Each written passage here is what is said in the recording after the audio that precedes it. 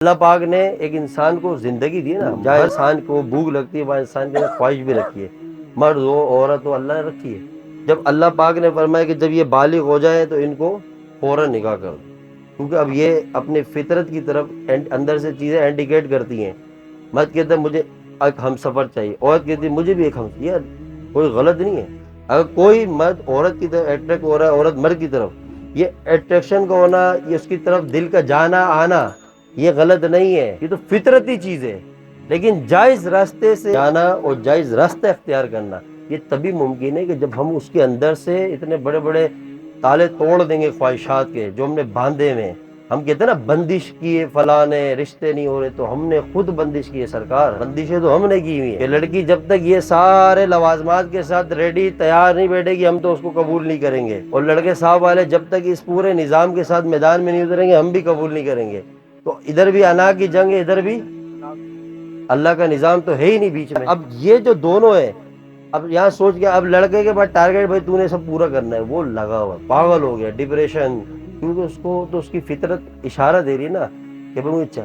اب جب اس کو جائز راستے سے آپ ایک چیز کا اصول مشکل کر دو گے، اس کے لیے اتنا بڑا پہاڑ بنا کے کھڑا کر دو گے کہ اس کو وہ ٹارگیٹ حاصل کرنے کے لیے یہ سارے جو لوازمات ہیں، یہ سارے جو خواہشات کے پل ہیں، ان سے گزرنا پڑے گا، تو مایوس تو ہوگا نا، انسان ہے تو پھر وہ کیا کرے گا؟ حرام راستے کیا کرے گا؟ حرام کے لیے بھی مارکیٹ میں ہزاروں راستے ہونے، تو مرد بھی اور باہر بری گیدرنگز، برا ماحول، غلط راستے دکھانے والے بھی موجود ہیں۔ پھر وہ ایسے لوگ ان کا شکار بن جاتے ہیں۔ بھائی شکاری جو بیٹھے نا شیطان کے کارندے، وہ ایسے لوگوں کا ابے تو ٹینشن لے رہا ہے، چل بھائی وہ تو مجھے حرام، مرد ہو خواتین، پھر گناہوں کی طرف زندگی جا رہی ہے، ناجائز حرام راستوں کی طرف قدم اٹھا رہے ہیں، اور وہ اٹھانا ان کے لیے نا ٹینشن نہیں ہے، کیونکہ وہ ٹینکی بھرے گی تو پانی تو گرے گا۔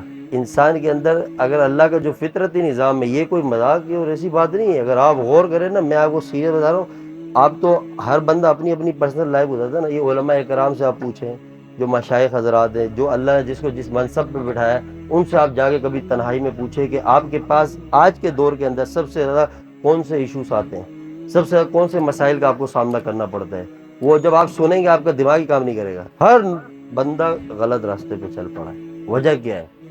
اتنی جیسے ایک پرندے کے پیروں پہ 100 ڈوریاں باندھو نا، اگر 99 کھول بھی دو ایک بندی اڑ سکتا ہے؟ نہیں ہے، اتنی خواہشات کی ڈوریاں باندھی، کس نے باندھی؟ ہم نے باندھی ہے، کسی نے ہم پہ لادی نہیں ہے، تو کوئی تو قدم اٹھائے گا نا یار۔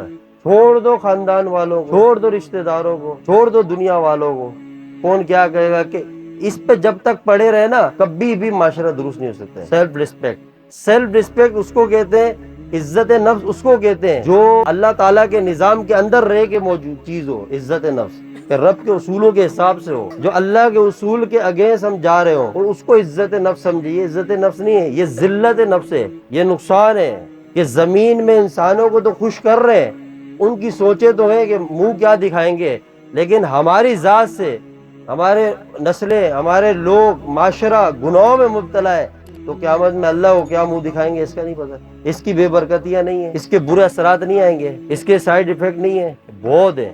ایک آج آپ کو بتاؤں سچی بات، آج کا جو نوجوان ہے نا، ماں باپ پوچھتے ہیں، لوگ پوچھتے ہیں، عمر میں سب سے زیادہ جو انزائٹی کا شکار ہے، ڈپریشن کا شکار ہے، بے چینی کا شکار ہے، عبادات میں یکسوئی نہیں ہے، پریشان ہے، غم میں، کما رہا ہے، صبح جاتا ہے شام آتا ہے، پیسہ بھی لا رہا ہے، لیکن ذہنی طور پہ آپ اس کو سکون میں نہیں دیکھیں گے۔ وجہ کیا؟ اس کو جو لائف پارٹنر چاہیے تھا نا، جو اس کا لائف پارٹنر، وہ ایسا سمجھو کہ مشرق میں بیٹھے تو مغرب سے لائف پارٹنر لانا ہے، وہ پیدل جا کے، کیسا سین ہوگا بتاؤ؟ مشکل ہے نہیں ہے؟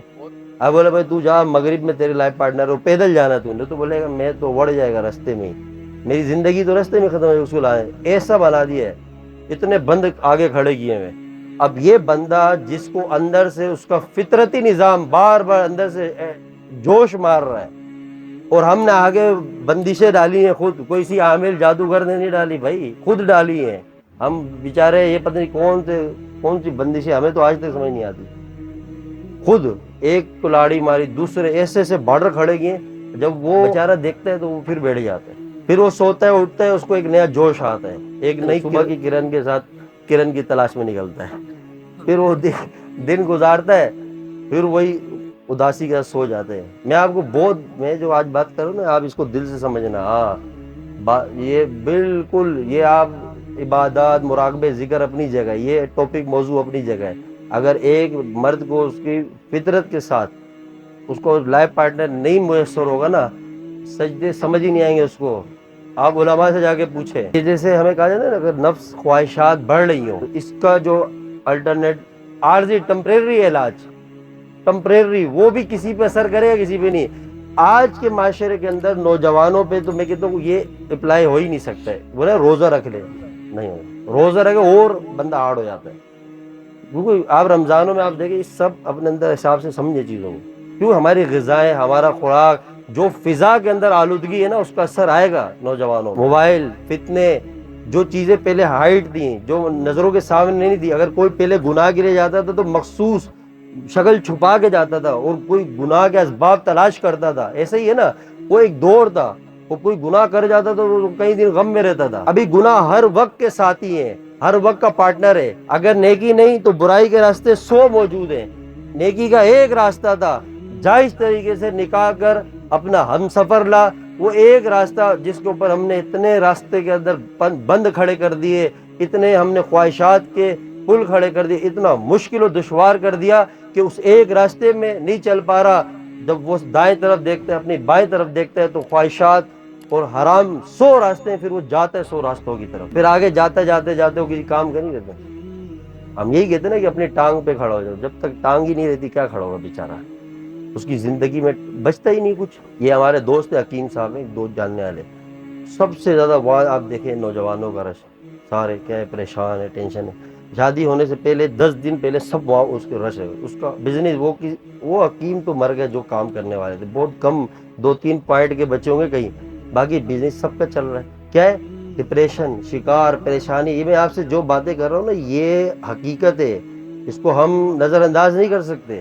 کر رہے ہیں نا، ہم تو سوچ ہی نہیں رہے. ہم تو ڈائریکٹ جا رہے عرش اور ڈائریکٹ فرش. درمیان میں کیا ہو رہا ہے کوئی نہیں بھائی.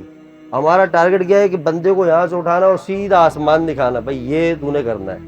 بیچ میں وہ بیچارہ آسمان تک کیسے جائے گا یہ پتہ ہی نہیں. کہ بھائی آسمان تو دکھا دیا، چلنا کیسے؟ نہیں، بس تو جیسا کرنا ہے تو نے.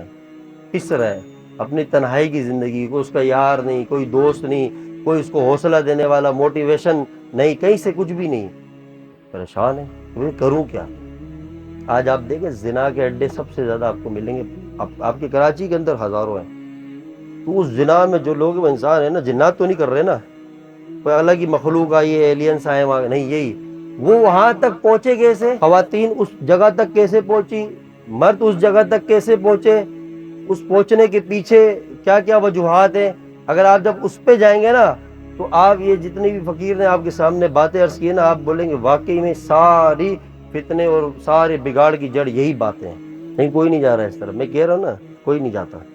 کبھی کسی کو پرسنلی لے کے پرائیویٹ طریقے سے سائٹ پہ بیٹھ کے اس کے حال دل تو سنو، پھر بتائے گا. وہ نہیں سنتے کوئی.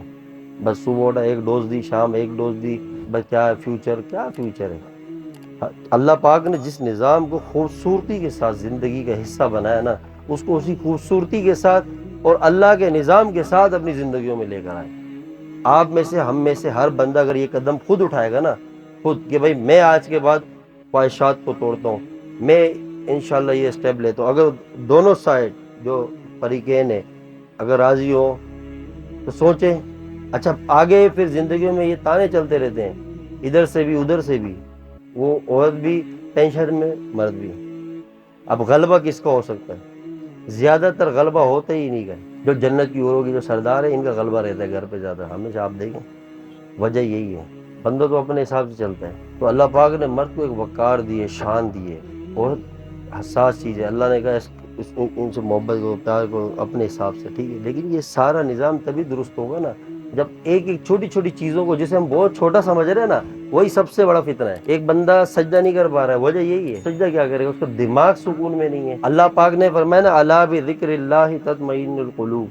دل کا جو سکون ہے وہ کہاں ہے؟ میری یاد کے اندر ہے. آپ ساری کائنات کے آقا، مولا، سرکار، سردار، جن کے صدقے اس کائنات کو رب نے بنایا ہے، حضور کا زمانہ سب سے خیر والا زمانہ، سب سے اونچا زمانہ. وہ لوگ جو اس زمانے میں ایمان والے تھے، ان سے اونچا کائنات میں کوئی نہیں آج تک. اس وقت صحابی آ رہے ہیں، یا رسول اللہ صلی اللہ علیہ وسلم، سرکار کے زمانے کا واقعہ ہے، ایک صحابی آپ کی خدمت میں حاضر ہوئے، یا رسول اللہ صلی اللہ علیہ وسلم آپ مجھے اجازت دیں، میرا دل کرتا ہے میں زنا کروں۔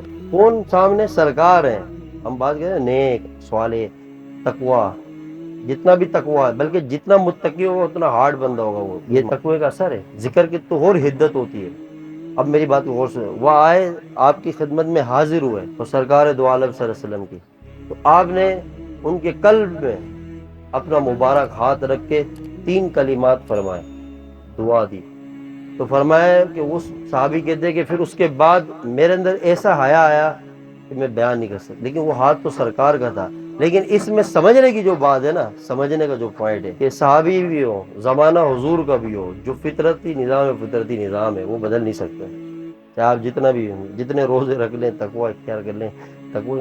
حضرت صاحب یہ تو بالکل، حضرت صاحب ان کو، یہ تو نیک لوگ ہیں، ان کو کچھ نہیں، ایسا ہو ہی نہیں سکتا، پھر وہ کوئی تیسری دنیا کے لوگوں میں نیک نہیں ہو سکتے۔ جو اللہ کا نظام ہے اس کے اگینسٹ جا ہی نہیں سکتا کوئی۔